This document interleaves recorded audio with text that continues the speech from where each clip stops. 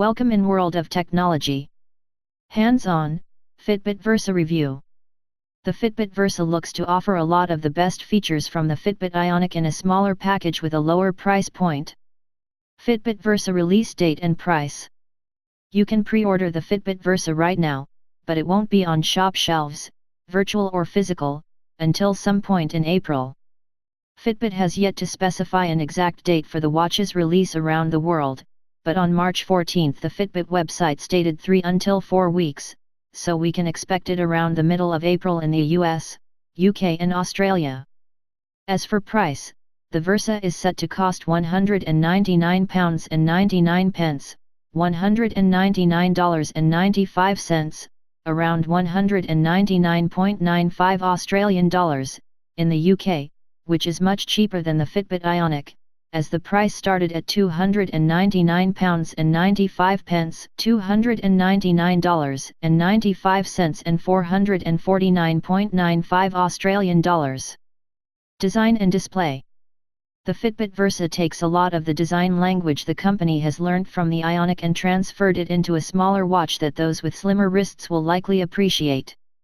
It sits comfortably on the wrist and isn't as thick as alternatives such as the Fitbit Blaze, and unlike the Ionic, it has rounded edges. If anything, it looks somewhere in between the Apple Watch 3 and a Fitbit Ionic.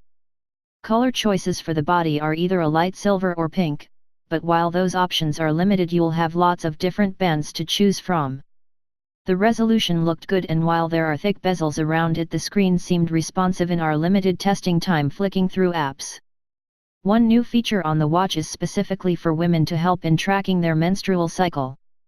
From later this year, the Fitbit app and Versa interface will allow you to log your menstrual cycle so you can better understand fluctuations in your health alongside your fitness and sleep.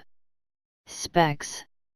Little is known about the internals of the Fitbit Versa, but so far in our short testing time we've found it to load apps and dash between screens speedily.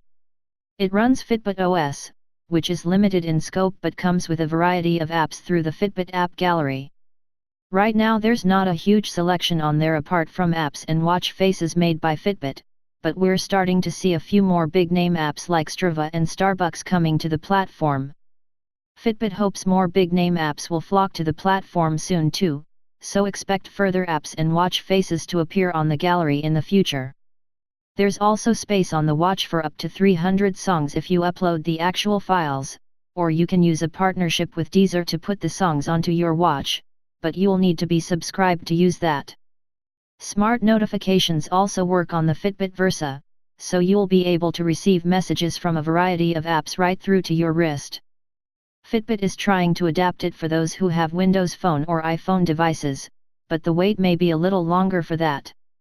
The battery life on the Versa also isn't clear, but Fitbit claims it will last over 4 days, which should be quite good considering you'll only need to recharge it around twice a week. Thanks for watching this video.